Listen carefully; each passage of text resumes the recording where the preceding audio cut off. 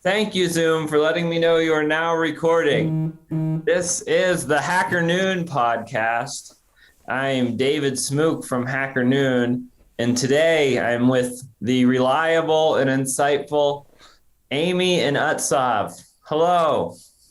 Ooh, reliable. I like that.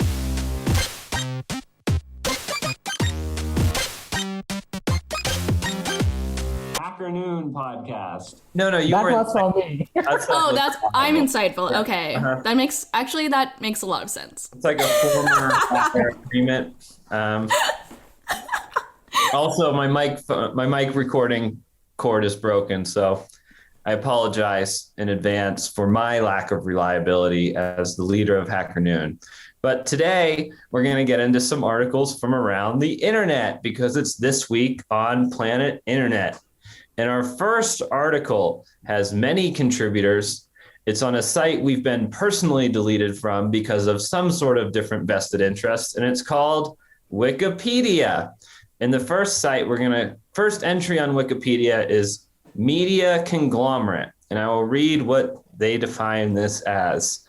A media conglomerate, media group, or media institution is a company that owns numerous companies involved in mass media enterprises, such as television, radio, publishing, motion pictures, theme parks, or the internet. According to the magazine The Nation, media conglomerates strive for policies that facilitate their control of markets around the world. So, media controls markets is kind of the undertone here. To define the term, they picked an interesting quote. I don't know how they settle on what quote defines it. And I mean, we're reading it on Wikipedia, which has many arms in and of itself. You know, Wikipedia, which I would argue is also a media conglomerate. The last email I got from them was from a priest saying Hacker Noon isn't notable. So, terminology. A conglomerate is a large company composed of a number of smaller companies engaged in generally unrelated business. So that's a little bit of a stretch on the unrelated, but who knows? Unrelated to who? Usually when you own a company, you know, there's some relation to the other companies that it owns that has some sort of competitive overlap. And unrelated to the general naive public. Yes. It's still like people still have to you have to tell a certain average people that Instagram's owned by Facebook, WhatsApp's owned by Facebook. Like the outage last week, the paranoid people were like, oh, this is just Facebook reminding everyone how important they are to their daily lives and reminding how much of the internet they own. Oh, let's just go down for 6 hours so everyone talks about how important we are to all of our day-to-day operations and basic human, I think, essential functions like messaging around the world. So I think competition is good, but growth is also good. And the word synergy is important to something to do with corporations. So what do you guys think how are media conglomerates shaping the content we see in our daily lives? To me, the word conglomerate is like the key, right? Because it's like the mass enterprises, the big boys that are doing the conquering of the world in terms of the media. And yeah, I think that a lot of times when these conglomerates get more and more power, they think that they can do anything and control the way that the media is, and they're right. So it's a scary world out there. So I guess what this article doesn't go into is the concept of transfer pricing. So what happens is let's say that I create something which is worth $100 to me.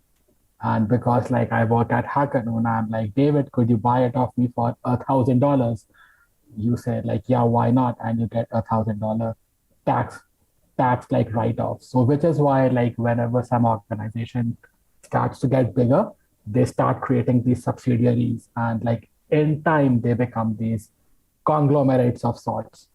So I guess what this definition should have to differentiate between how it is a large organization compared to a conglomerate itself, should be like something along the lines of a transfer pricing or like what could be in there.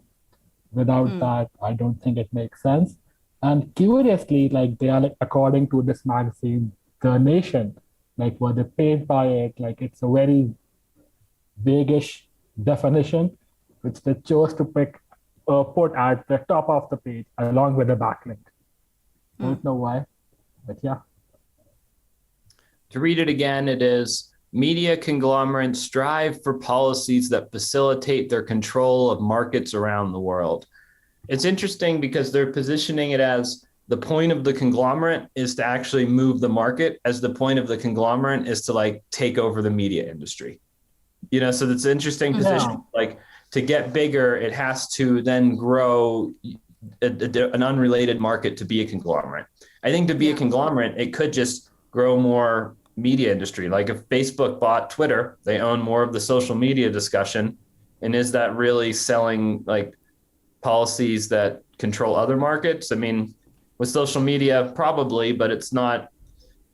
The definition just feels a little.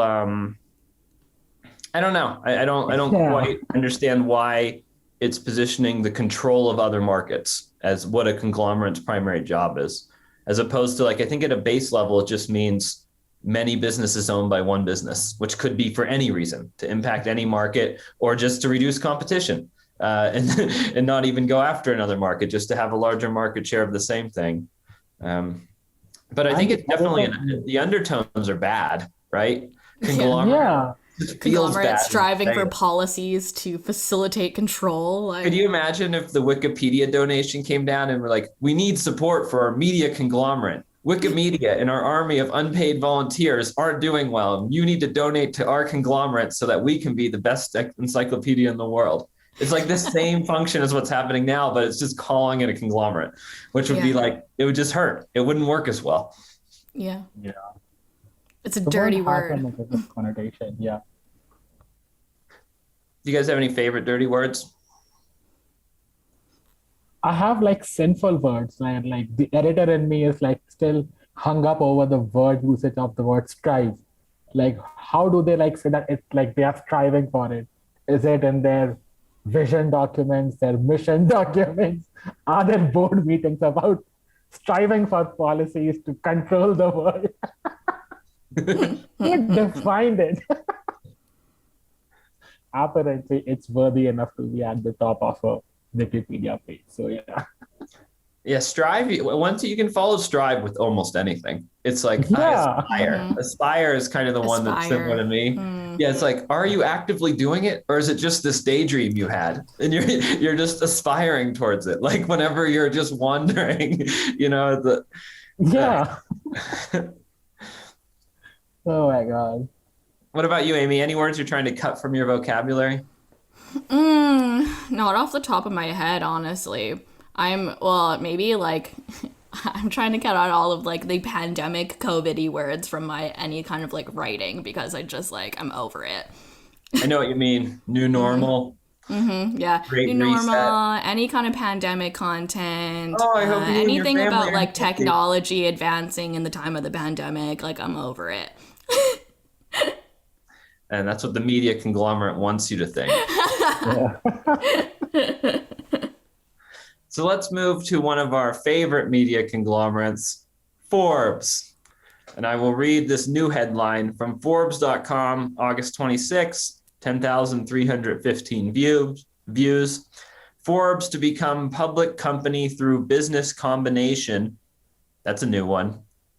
Through business combination. So they're combining businesses like a conglomerate. Forbes to become a public company through business combination with special purpose acquisition company Magnum Opus. Author, Forbes press release, name, Forbes staff, tag, leadership. So here are the kind of the high level here about how Forbes is going public. The company has secured an additional $400 million via PIPE that includes funds and accounts managed by top-tier investors, leadership team to remain there, and Forbes to remain as kind of the front and center name. We've talked some about these special interests going public groups before, but I will read the CEO's statement on the subject. Leveraging our iconic global brand, Forbes has been executing a data-led platform strategy and is fast becoming the gateway for, deep breath, businesses, entrepreneurs, and customers to join the conversation and participate in trends that are shaping the world today. First sentence over. Second sentence. With this transition into a publicly traded company, Forbes will have the capital to accelerate growth by executing its differentiated content and platform strategy and fully realize the potential of our iconic brand. Whew. Okay, Utsav, what are your thoughts on this Forbes going public situation? Right. So they very like skillfully use the word like what special purpose acquisition company. You must have heard about the abbreviation that they use. It's called a SPAC. Like all of these like Silicon VC guys, they are like setting up SPACs or whatnot. And a SPAC is basically a blank check company, or what you would call a shell corporation. And again, shell has all of these negative connotations. Yeah, the headline wouldn't look as good if they said to become public via a shell corporation. Exactly. Really strong branding. It's a special interest. They just keep adding words in there. Right, like special purpose acquisition company. Like call it a SPAC. Everybody call it a SPAC. Okay, I get it now.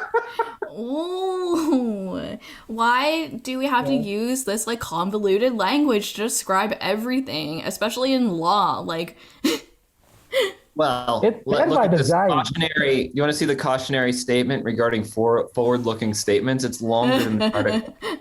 It's massive. It's one paragraph, so it's harder to read by design. It's written skip by design.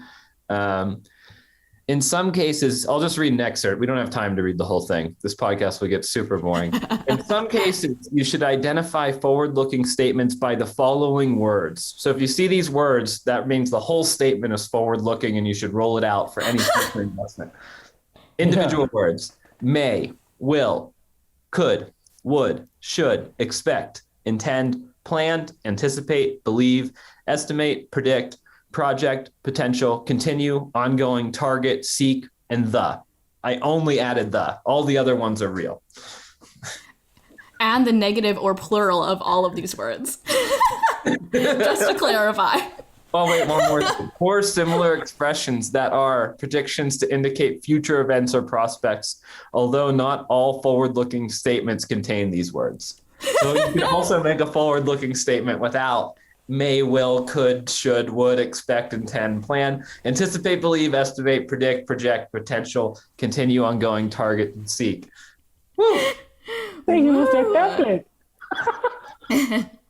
$145 million and they use a template. I mean, come on, hire a lawyer.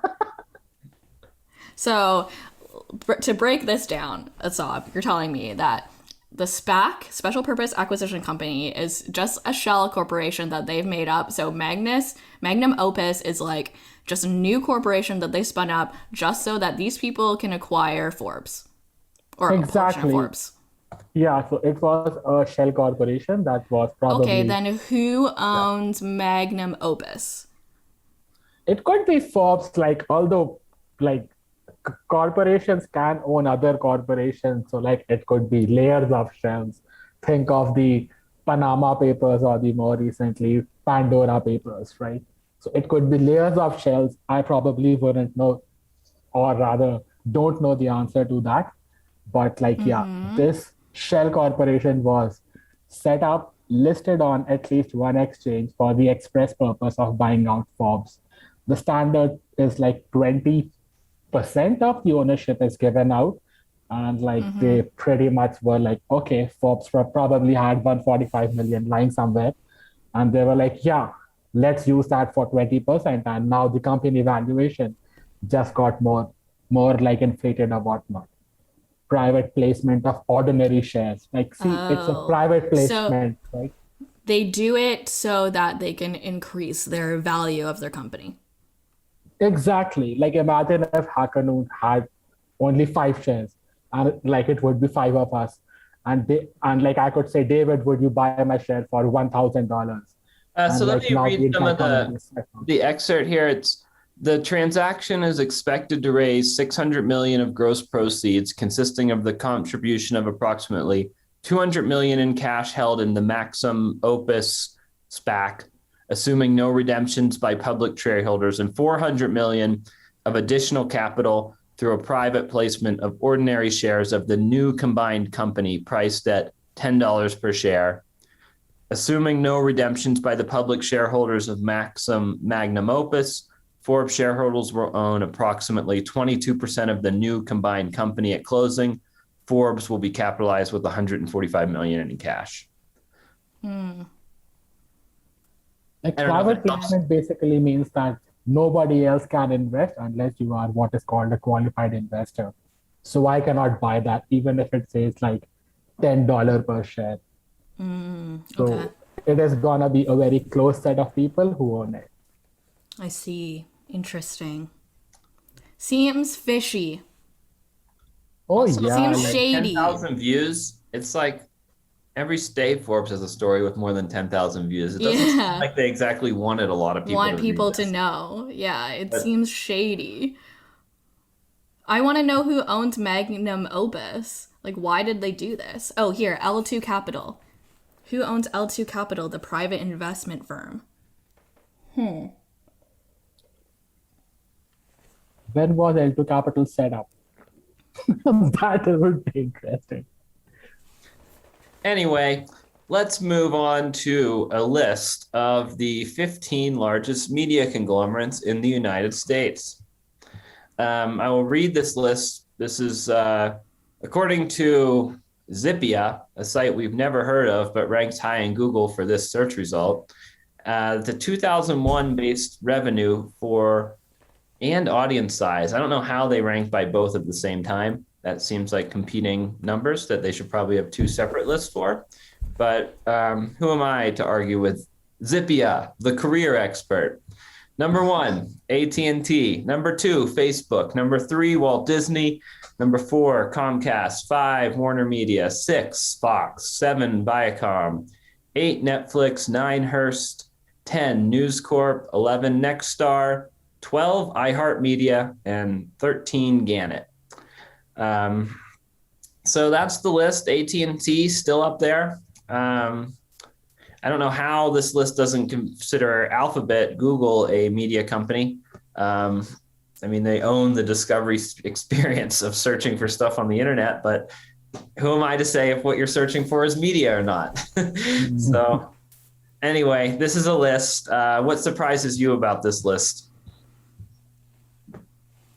I don't know. I would have thought that the Disney company would have ranked higher. It's number 3. But they own, like, well, I guess maybe they probably took a hit from, like, in-person things. But they own the Disney Pictures, the animation studios, Pixar, Marvel, Disney Plus, ESPN. So I would have thought that they would have had a higher ranking. Yeah, and the article says 2021 at the top, but then for revenue they cite 2019. So not the It's best. a general list. I mean, it doesn't have Disney Plus revenue channel, which is like what is it, 7 million people paying $10 a month? Like, it's a pretty solid expansion in there. What's like Hearst Media? I never heard of them. They own a bunch of companies. Let's take a look at their short list of what Hearst owns. Whoops. What number were they? Above these, like Gannett, Hearst. So here they OL, Cosmopolitan, Oprah. Okay. No wonder I didn't know about these. Yeah, this seems like something more for me. You haven't been following the Good Housekeeping Empire? Good housekeeping. The Good Housekeeping Empire. And it's real. Esquire. Yeah. Okay. Midland Daily News. Oh, wait, hold on. This company also owns A&E Networks in a 50-50 split with the Walt Disney Company. Interesting. So according to this, they own 360 companies. So pretty solid diversification. Big conglomerate. But they're all in media. So according to the Wikipedia definition of owning all these media companies, how are they using these companies to facilitate their control of the markets around the world? And how are they generally unrelated businesses? They are striving. But the Oprah magazine targets different people than Elle. No, they're different because Oprah targets them at a different time of day. Yes. yeah. Okay. Yes. So by then they're like a different human with different intentions. Yes. I only read Oprah in the morning, and then I read Elle in the evenings. I guess the argument could get more interesting when you get into local news, because they're providing like the same business service, but they're doing it in a different market, which is kind of because if you learn stuff about infrastructure and distribution, how to scale printing, how to scale papers, how to scale hosting, how to have a newsroom. So there's like some overlapping there, but they reach very different people because it's mostly local people. I think that was kind of like the old way to do a conglomerate of like all local news stuff. Like, let's look at Fox here. I think Fox owns a ton of local news. So they put the list as Fox Broadcasting, Fox TV, Fox News. But is Fox not mostly owned by Disney as well? Yes, a majority of the stock was acquired by the Walt Disney Company. Yeah. This is what I mean. Like, doesn't Disney just own everybody? This is crazy. Mickey Mouse, yeah. Mickey Mouse is taking over the world. Yeah. There are these episodes on like South Park when like whenever they want to parody Walt Disney, they show a picture of like Mickey Mouse coming out and like kicking people around. Oh yeah, Mickey Mouse in South Park is definitely worth the time. Interest in either party. Have you guys heard any update on Walt Disney's cryogenic chamber lately? This article's from 95. Oh my gosh. Disney arranged to have himself frozen in a cryogenic chamber full of liquid nitrogen upon his death. Have you heard? Has he woken up? Is he back? I don't think so. Oh, I love these pop-ups on Snoops. They're so refreshing. Which one should I click on? What do you think? Should I go with the big overlay video, or should I go with the connect to my wallet or else? I think I'm going to go with the X out of the site now. Yeah. If only they had like won $1,000. All right, let's look at another Wikipedia article since we're a little confused who owns what. This one's called The Concentration of Media Ownership. The concentration of media ownership, also known as medium consolidation or media convergence, is a process whereby progressively fewer individuals or organizations control increasing shares of the mass media. Contemporary research demonstrates increasing levels of consolidation, with many media industries already highly concentrated and dominated by a very small number of firms. Globally, large media conglomerates include a list here that's similar to the list we had before. And then they say, as of 2020, the largest ones similar to our source: Comcast, Walt Disney, AT&T, Viacom. As per Forbes. Citation needed. Classic wiki. Yeah, I love how like the definition of it is like fewer individuals, more share. Great. Just what we love. I mean, I do like that they lead the definition with basically this is bad for competition, saying it without saying it. If there's one player in the market, it's obviously very easy to win. You don't have to do you can literally do anything and you win. So, as someone gets good, it makes sense to overpay for them when they're young than it does to let them grow and become better. So there's a lot of anti-competitive behaviors in media, and that there's the reason this Wikipedia article exists. It's enough of a thing that like, all right, let's look about how this affects competition. What do you world guys that's think? Are like there solutions to deregulated. this, or is this just how capitalism works? And it's like once there's a price that they want to sell their company for, they just do it, and the consumer lives with the results. Let me defend capitalism. Coming in hot. In a purely capitalist world, there is absolute competition. There is no concentration of media ownership. And like, which is why they have terms such as deregulation coming in here or there. But like, yeah, the real world is neither purely capitalistic or like neither is it purely communistic or socialistic or whatever of the like ISTICs. So which I guess like we are where we are. Like that's my defense of capitalism. Let's hear it for communism. I don't know if we have a communism specialist in house right now. I think it's called community manager, right? Aren't community manager the new communist? Isn't that a thing? Oh my I God. didn't quite buy your definition of defending the capitalist market there. Okay, here's the problem. If we go to play a poker game and I have $1 million and you have $10, I don't need better cards. I just don't need better cards. The blinds will get you. You'll have to play. I can just make you go all in 20 times in a row, and by the end of it, I have all of your money.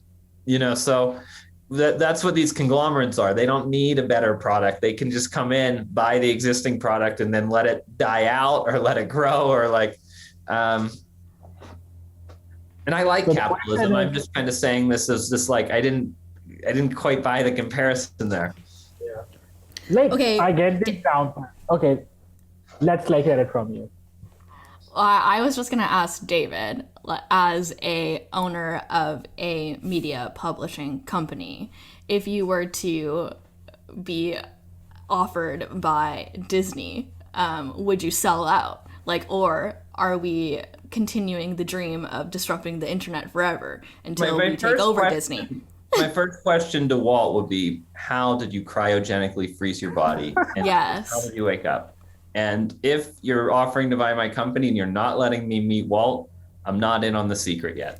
I'm not in the conglomerate, and your money is more of a Take me to Club 33 directly. Yeah, I'm looking for someone to come in hot with some real secrets of the world. I don't even, it's those insights that I need. How does this thing actually work? Oh, Yeah. So that's what you're interested in, more so than the money. We need those secrets to life. Okay. I'm here for it.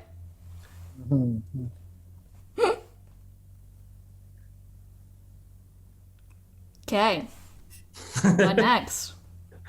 Media pluralism. The concentration of media ownership is commonly regarded as one of the crucial aspects reducing media pluralism. A high concentration of the media market increases the chances to reduce the plurality of political, cultural, and social points of view. Even if ownership of media is one of the main concerns when it comes to assessing pluralism, the concept is broader as it touches many aspects, from merger control rules to editorial freedom, the status of public service broadcasters, the working conditions of journalists, the relationships between media and politics. So essentially, do you have free speech? Does your publication have free speech? There's no I don't think there is such thing as true free speech. It's like you could say whatever you want, but there will be consequences to all of it. Exactly. If anyone's listening, which if they're not, there's consequences to that too. If you're going insane talking to yourself on the internet. Yeah.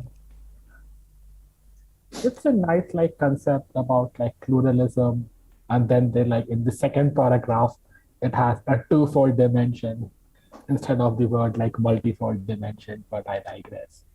It can pose serious challenges to pluralism. Yeah, makes sense. Determinants. We need to have more competition like that. I guess every side of the aisle agrees upon. It's more of is it my guy at the top or is it yours? Which I guess makes all of the difference. Yeah. So where are you guys getting your news lately? I get my news from Instagram, like a proper millennial. And Is that a fireable offense, or is that not? no, please. Let me clarify. I only get my news from Hacker Noon's Instagram account. That's not. I thought you were gonna say 4chan. No, and also in Canada they have these media signs everywhere that have news on them, like from global news or whatever the source is. But when you go into the elevators and stuff, or you're just like kind of walking around, sometimes I'll pick up headlines from that as well.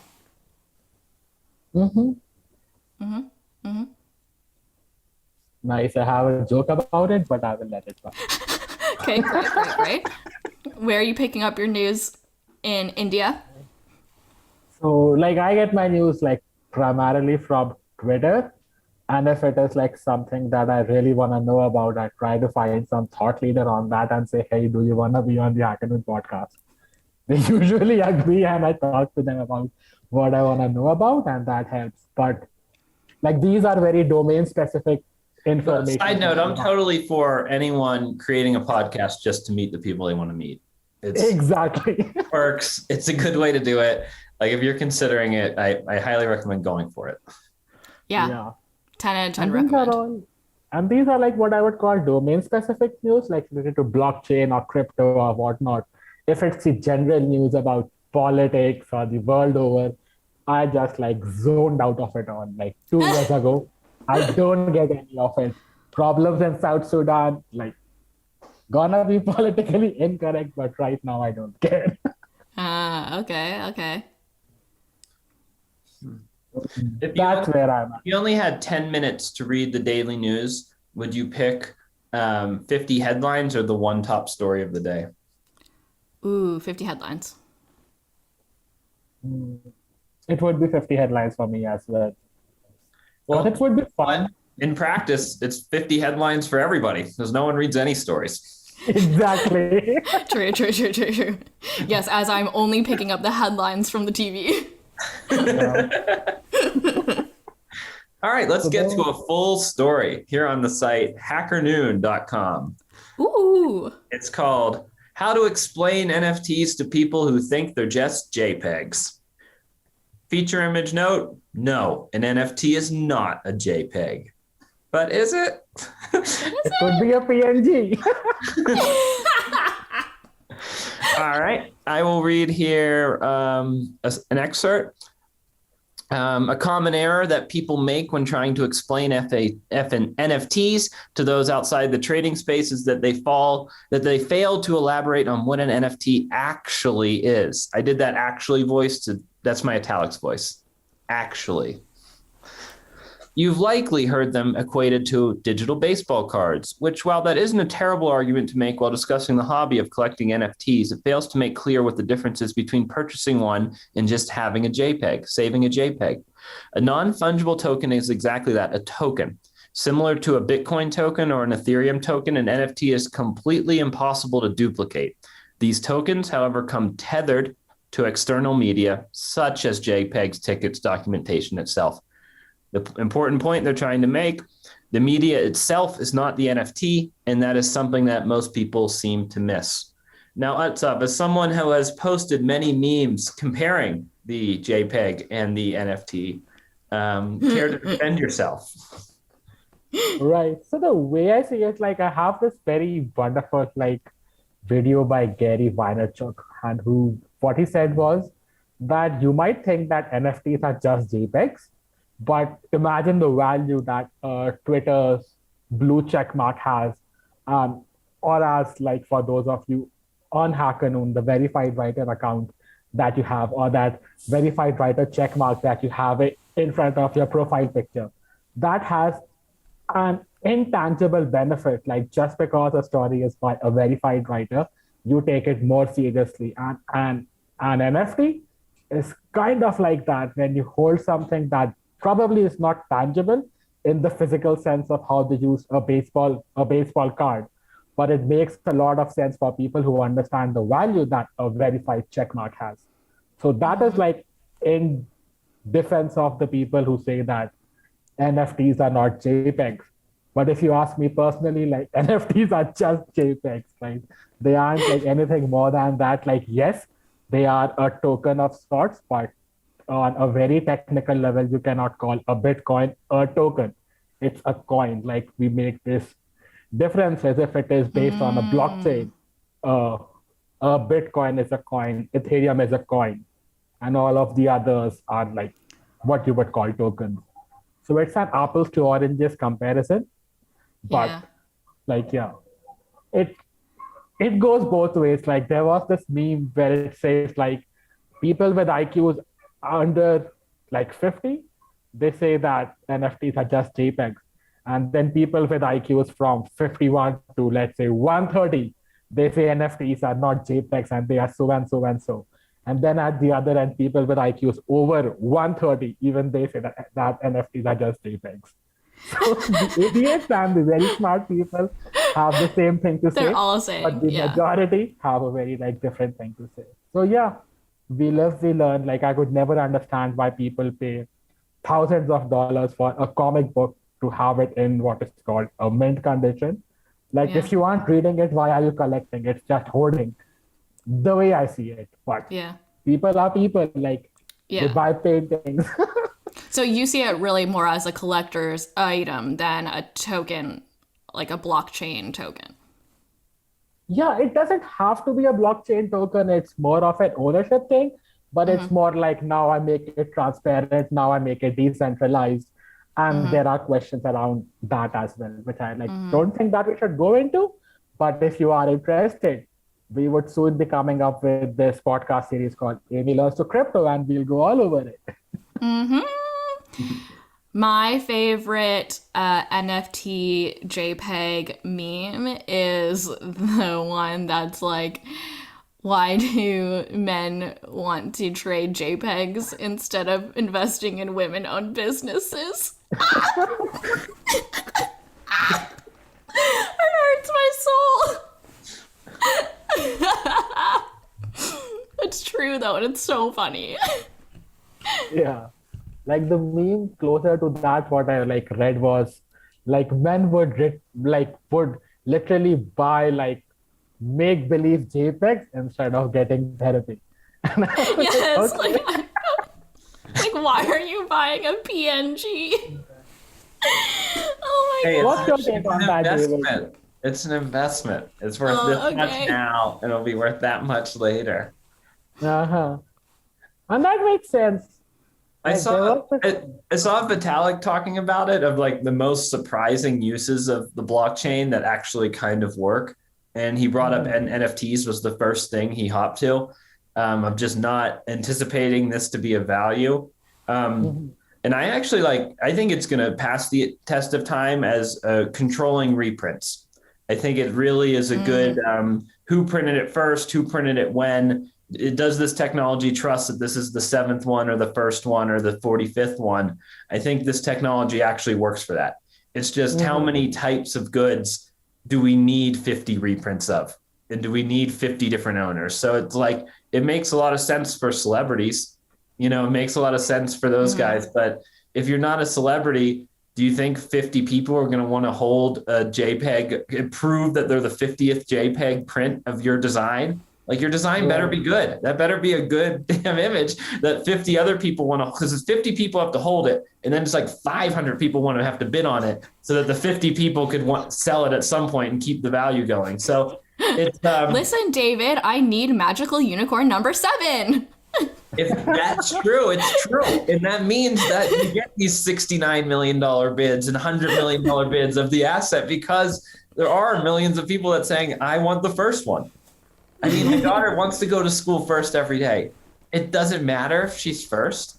No, but it's the thing to her, it matters. It's like winning that moment. And, you know, at some level, venture capitals investors are a little bit like children collecting rocks on the playground, you know, and that's if you have a rock that the other 3 want and they have rocks that they think are worse, they're going to try and get the better rock. So this proves that the rock is slightly better because it was printed first by someone who's, I guess, a better printer.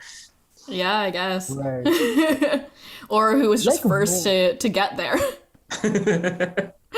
like, what are your thoughts when people say that at least and like some NFTs or some art pieces are used for money laundering?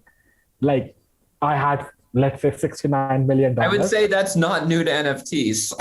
Yeah. Yeah. Like, oh, for Art sure. has always been like a way you could just put any number in there and you could move the money. And they're like, trust me, it's worth it. Like someone else was bidding one less, the other money launderer. So I think, NFTs maybe have made it a little easier, just like Bitcoin made it easier for Silk Road and drugs to sell and all that. But I think money and art laundering have been connected as long as people have been paying large sums of money for art. Exactly. And the point here is that Bitcoin was already very anonymous. And now when you buy NFTs using Bitcoin, like it's laundering on a second layer, like layer 2 money laundering, if you get blockchain jokes. Like, Nope. it's fun in that sense. You will. I will. After Amy learns crypto, I will. Right. Like, search for the word like layer 2 blockchain and you will find like what that joke was about. So basically, like, there's the blockchain layer and then all of these ICOs, like, they are called layer 2s. Yep. So these transactions, all of them, like layer 2 money laundering. All right. PC Mag's definition.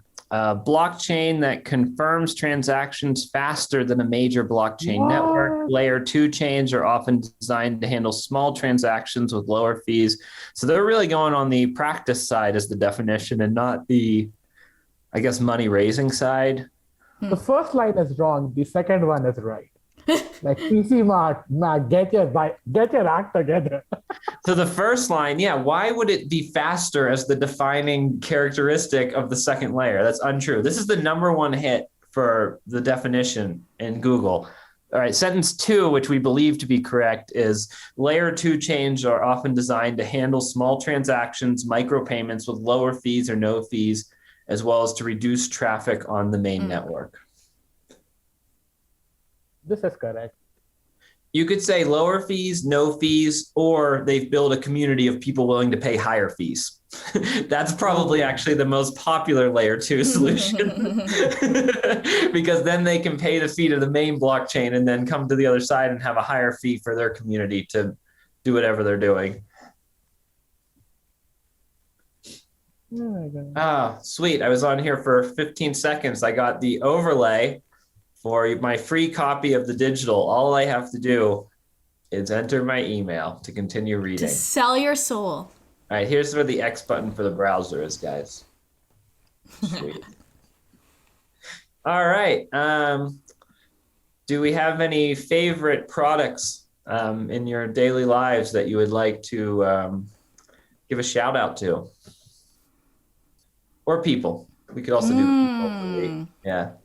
People are more interesting. Okay, so I've been on a little bit of a shopping spree for my tech because, hello everybody, I will be traveling for the next few months and podcasting abroad. So I have invested in some traveling podcast stuff and I have decided that I'm going to corner the market on being an abroad podcaster. So watch out, world. I'm going to do all of these guides and different tech reviews and things like that for people who want to podcast abroad.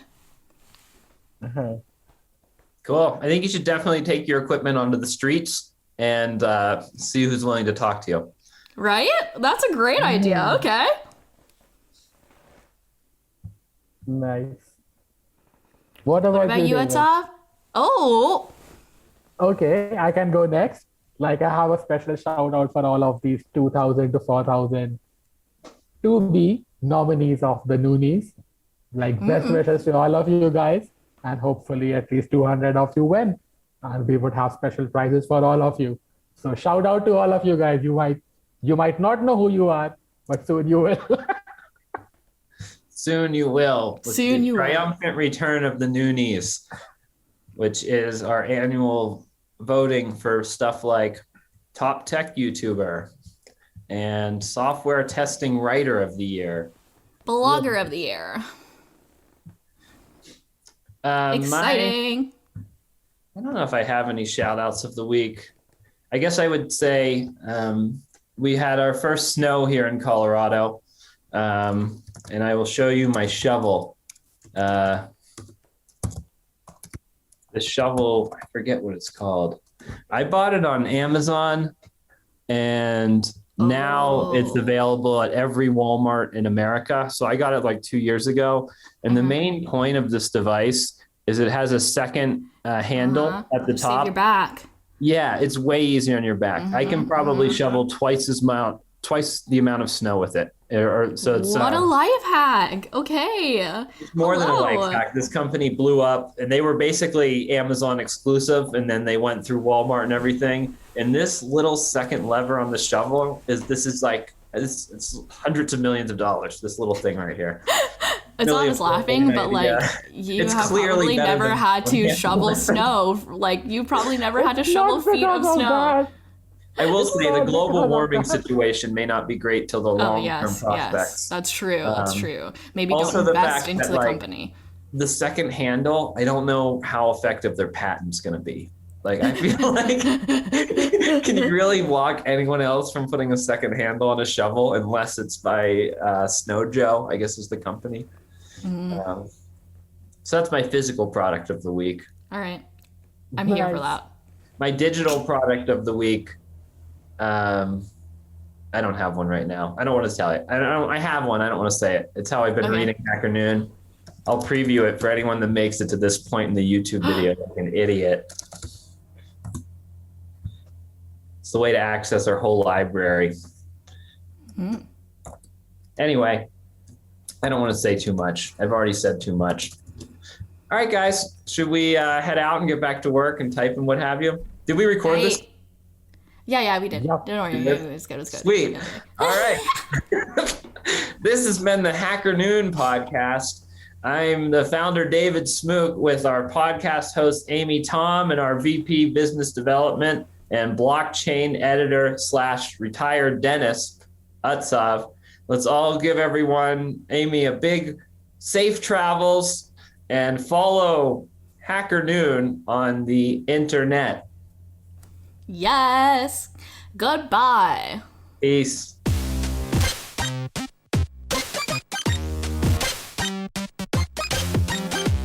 Hacker Noon podcast.